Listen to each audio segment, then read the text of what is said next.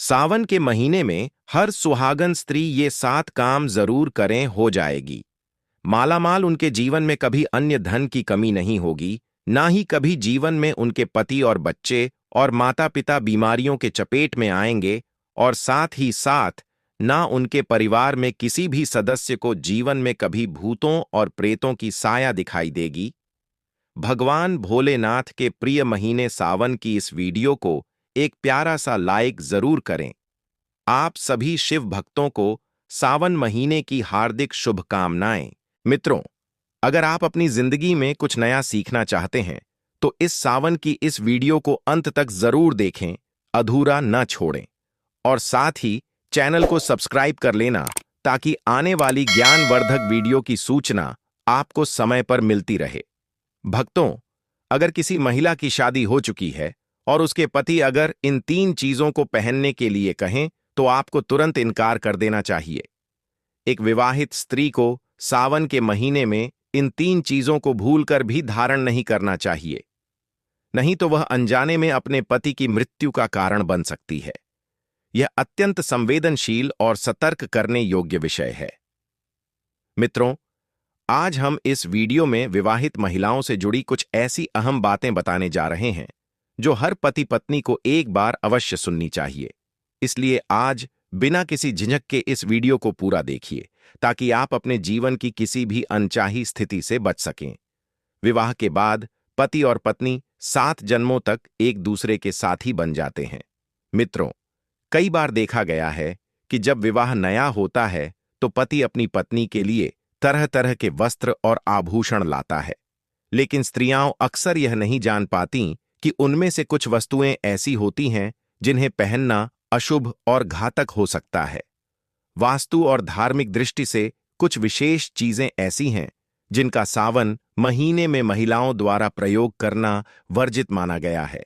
इन चीजों को पहनने से पति के जीवन पर संकट आ सकता है, इसलिए मित्रों, इस वीडियो को बहुत ध्यान से देखें।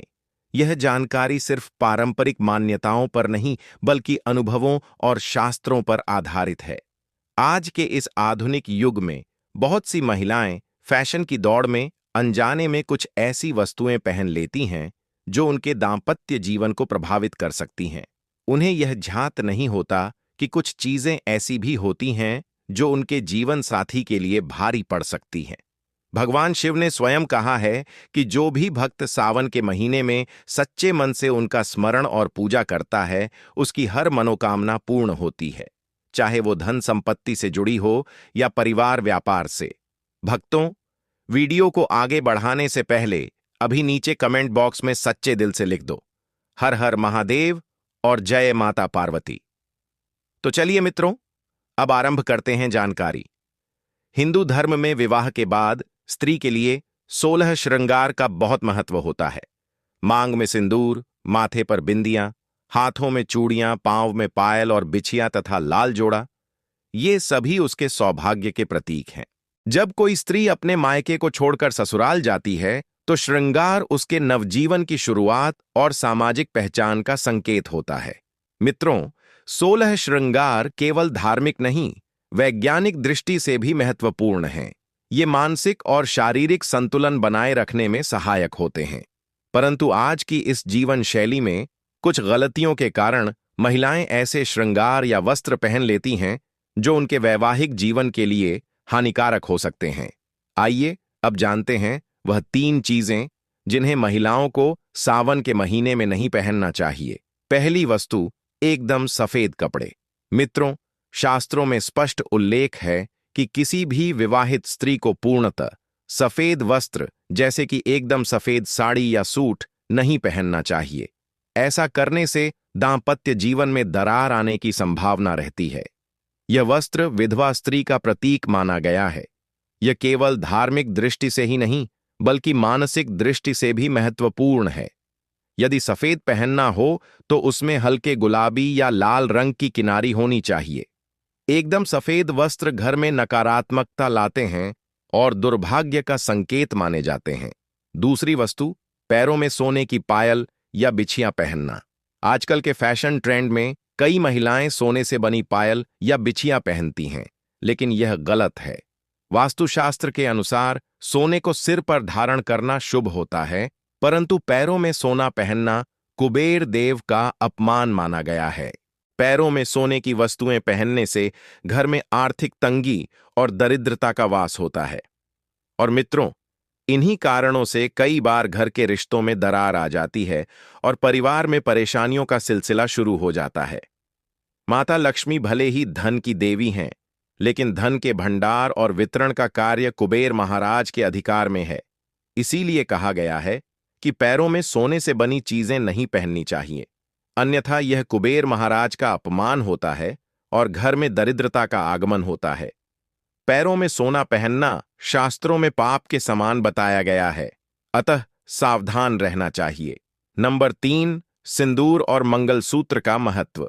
मित्रों, हिंदू धर्म में विवाह तब तक पूर्ण नहीं माना जाता जब तक सिंदूर और मंगलसूत्र का विधान न हो। हर विवाहित स्त्री के लिए सिंदूर उसकी सुहाग की निशानी है और यह पति के दीर्घायु जीवन का प्रतीक माना गया है। यदि कोई महिला विवाहित होने के बावजूद मांग में सिंदूर नहीं लगाती है, तो इसे धार्मिक दृष्टि से अत्यंत बड़ा दोष माना जाता है। यह रिश्ता मात्र सामाजिक नहीं, आत्मिक और धार्मिक बंधन है, जिसे निभाना हर महिला का कर्तव्य है। मंगलसूत्र भी उतना ही पवित्र होता है जितना सिंदूर। इसे पहनने से जीवन में स्थायित्व और पति पत्नी के रिश्ते में मजबूती आती है। भले ही मंगलसूत्र सोने या पीतल का न हो, लेकिन उसमें काले मोती और पीला धागा अवश्य होना चाहिए। ऐसा माना जाता है कि उसका पीला भाग देवी पार्वती और काले मोती नकारात्मक शक्तियों से रक्षा करते हैं। मित्रों, जिन महिलाओं के पास मंगलसूत्र नहीं है, वे कम से कम गले में काला धागा जरूर पहने। जब स्वयं भगवान शिव ने माता पार्वती को मंगलसूत्र पहनाया, तो हमें भी इन पवित्र परंपराओं का पालन अवश्य करना चाहिए। अब हम आपको बताने जा रहे हैं कि ऐसी कौन सी वस्तु है जिसे सिंदूर की डिब्बी में रखना बहुत शुभ माना गया है। धार्मिक मान्यताओं के अनुसार सिंदूर लगाने के लिए कुछ नियम बताए गए हैं, जिनका पालन करना हर सुहागन महिला के लिए अनिवार्य है। यदि इन नियमों का पालन नहीं किया जाए तो जीवन में अशांति, आर्थिक संकट और स्वास्थ्य संबंधी परेशानियां उत्पन्न हो सकती हैं। आइए मित्रों, जानते हैं वे जरूरी नियम। नियम 1, सिंदूर का गिरना अत्यंत अशुभ माना जाता है। इसे बच्चों की पहुंच से दूर रखें। यदि यह गिर जाए तो उसे सम्मानपूर्वक एकत्र कर पेड़ की छांव में रखें। नियम 2, मांग भरने के लिए हमेशा सूखा सिंदूर ही इस्तेमाल करें। आजकल बाजार में लिक्विड सिंदूर भी आता है, लेकिन यह पारंपरिक विधि के अनुसार उचित नहीं माना गया है। नियम 3, सिंदूर लगाने की प्रक्रिया को सार्वजनिक रूप से न करें। इसे एकांत में लगाएं ताकि किसी की नजर न लगे और आपके वैवाहिक संबंध सुरक्षित रहें। नियम 4, यदि गलती से सिंदूर गिर जाए तो उसे बिखेरने की बजाय इकट्ठा करके माथे पर थोड़ा लगाएं और फिर किसी पेड़ के नीचे श्रद्धा से रखें। नियम 5, यदि सूखा सिंदूर लगाने में कठिनाई हो रही हो तो माचिस की तीली की सहायता से थोड़ी मात्रा में सिंदूर माथे पर लगाएं। इससे सिंदूर फैलेगा नहीं और चेहरा भी साफ रहेगा। नियम 6, हमेशा सिंदूर अपने पैसों से ही खरीदें। किसी और द्वारा दिया गया सिंदूर लगाने से घर में क्लेश, पति को नुकसान और वैवाहिक जीवन में बाधा आती है। मित्रों, अगर किसी महिला को उपहार में सिंदूर मिलता है तो उसका उपयोग करना शास्त्रों में वर्जित बताया गया है। केवल वही सिंदूर उपयोग में लें जो आपके पति ने आपको दिया हो।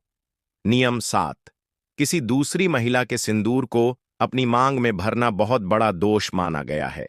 इससे पति के जीवन में आर्थिक समस्याएं उत्पन्न होती हैं और वैवाहिक सुख में कमी आती है।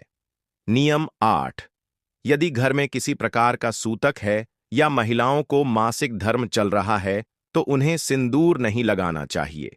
शास्त्रों के अनुसार यह सिंदूर का अपमान होता है और ऐसे समय स्त्रियों को पूजा, रसोई और मंदिर जैसी पवित्र जगहों से भी दूर रहना चाहिए। हिंदू धर्म में मान्यता है कि मासिक धर्म के दौरान तुलसी को जल अर्पित करने से पौधा सूख सकता है, क्योंकि इस समय शरीर की ऊर्जा अत्यधिक सक्रिय होती है जिसे देवता सहन नहीं कर पाते। इसलिए यह कहा जाता है कि इन 5 दिनों तक महिलाएं पूजा पाठ से दूर रहें। हालांकि मित्रों, यदि पीरियड्स की अवधि 7 दिन है तो 8वें दिन मंदिर में प्रवेश किया जा सकता है। ज्योतिषाचार्यों के अनुसार सामान्यतः 5वें दिन से भी प्रवेश किया जा सकता है, यदि शरीर पूर्ण रूप से स्वस्थ हो।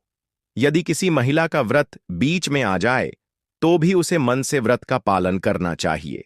भगवान भावना के भूखे होते हैं, शारीरिक शुद्धता बाद की बात है। अगर विशेष पूजा करनी हो तो परिवार का कोई अन्य सदस्य वह पूजा कर सकता है और महिला थोड़ी दूरी से उसका हिस्सा बनी रह सकती है। मित्रों, व्रत में नियमों का पालन करना ही सबसे बड़ी श्रद्धा होती है, इसलिए अपने मन और आस्था को भगवान में जोड़े रखें। मित्रों, यदि कोई महिला पीरियड्स के दौरान किसी विशेष पाठ का जाप करना चाहती है तो वह मोबाइल या अन्य साधन के माध्यम से पाठ कर सकती है।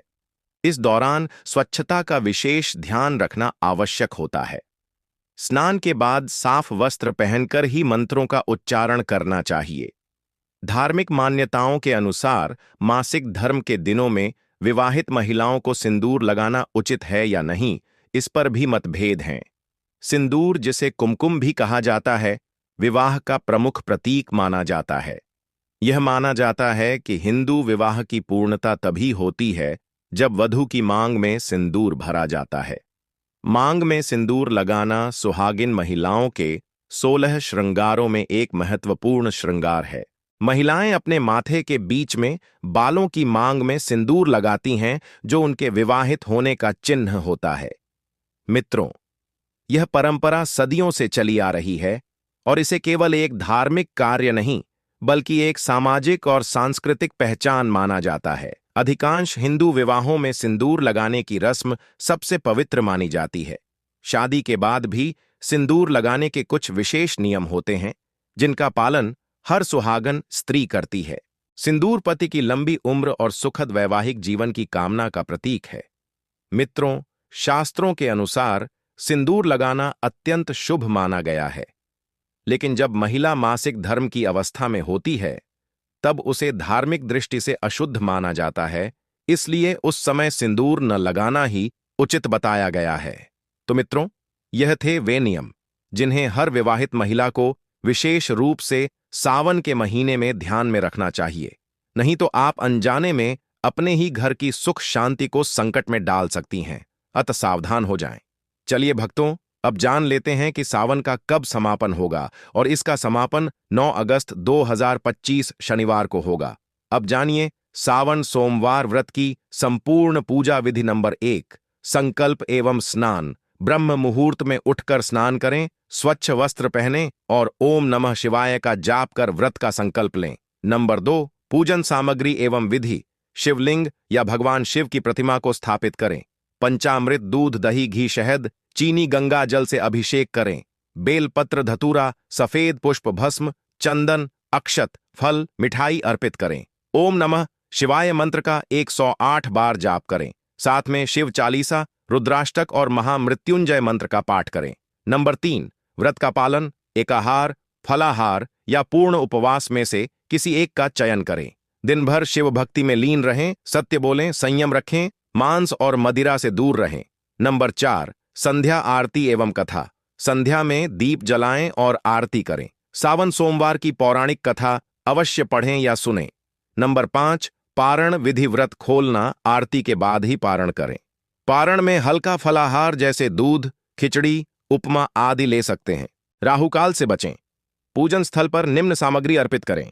शिवलिंग पर पंचामृत, बेलपत्र, धतूरा, सफेद फूल, अक्षत फल और मिठाई। ओम नमः शिवाय मंत्र 108 बार जाप करें। रुद्राष्टक, शिव चालीसा और महामृत्युंजय मंत्र का पाठ करें। संध्या समय दीपक, धूप, आरती करें। कथा श्रवण करें। पारण, व्रत खोलते समय हल्का फलाहार करें। सावन सोमवार व्रत के लाभ। मनोकामनाएं पूर्ण होती हैं।